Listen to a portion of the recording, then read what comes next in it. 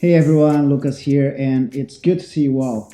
Welcome to the second video on the Elements of Composition series, where we'll be discussing the viewpoint and its importance in terms of composition. As always, let's just understand first what is the viewpoint. Basically speaking, the viewpoint has to do with the location from where we are taking the picture, but it also has to do with the way we look at our subject. There are several angles and ways we can position ourselves in reference to our subject. We can shoot straight ahead, from above, from below, from the sides. We can get really close to our subject or move really far. The fact is that each one of these will create a different mood to the picture, which helps us to transmit the message behind our shot. The viewpoint is very important to any type of photography. For instance, by changing our point of view when shooting a landscape, you can emphasize different areas of the picture, maybe an object or person in the foreground or something on the background. But personally, I believe that shooting living subjects, such as animals and people, is really where we see how powerful of a tool the viewpoint can be. When we are shooting our subject from above, for instance, we can add a sense of fragility of our innocence to the subject.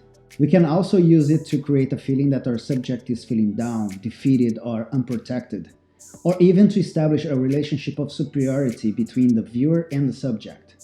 In terms of landscape photography, shooting our subject from above frequently means having to use a drone or shooting for a helicopter or something like that, as our subjects are really big. On the other hand, shooting from below our subject creates a sense of superiority, almost like we are staring at the hero. It gives power to the subject, transmitting the idea that we are shooting someone really important, or maybe that our subject is really intimidating. Shooting from below for landscape photography means going really low, like ground level. This creates a completely different perspective of the scene in comparison when a person is standing at the same point. And this can make the image way more appealing. Shooting straight towards the subject creates some sort of a notion of balance between the photographer and the subject, and this reduces the tension between them.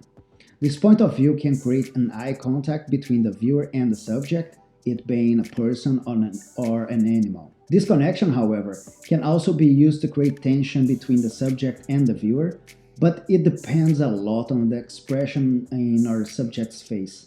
No much tension is created if our subject has a beautiful, nice smile on their face. But replace it by a wolf baring its teeth at you, and suddenly you have lots of tension on the shot. Shooting from the side is useful when we want to create a picture that's more impersonal and disconnected from the subject. It almost feels like the photographer is not really there, or that they are not being noticed by the subject, as there is no eye contact between the subject and the camera. With this lack of connection, usually there is little to no tension in the shot. We can use this type of point of view, for example, to highlight the notion of loneliness or isolation, or even to just have a more candid look to the shot. Another way that we can change our perspective to improve the message behind our shot is to get closer or farther from our subject. When shooting our subject from a closer distance, the first thing that should be noticed is that in photography, the larger the subject appears in the frame, the more important it becomes to the image. Then by getting closer to our subject, we highlight the importance of it in relationship to the other elements that might be within the frame.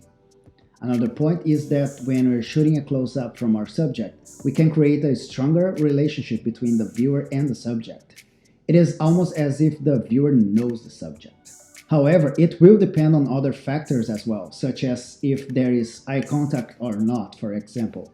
If we have emotions in the subject's face, the close-up tends to highlight them, and this can improve whatever feelings we want to convey through the image. We can also use close-ups to focus in specific details on our subject. For landscape, this means using telephoto lens instead of wide angle to focus on some of the details of the scene.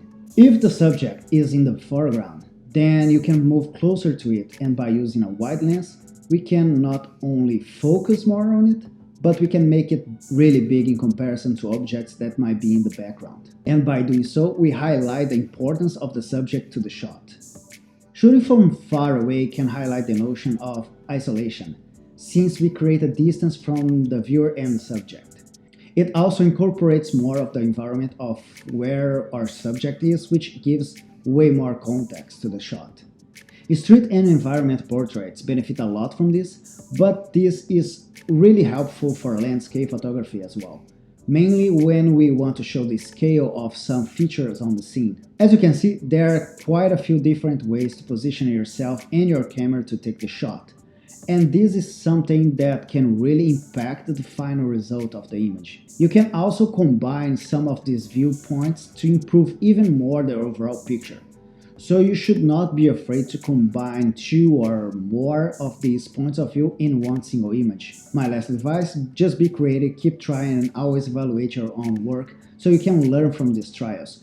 No matter if you're into portraits, landscape, or any other type of photography, practicing is key. And that's everything for today's video, guys. I will create more content here for the Elements of Composition series, so don't forget to subscribe to the channel and activate the notifications. Thanks for watching, and I will see you on the next video.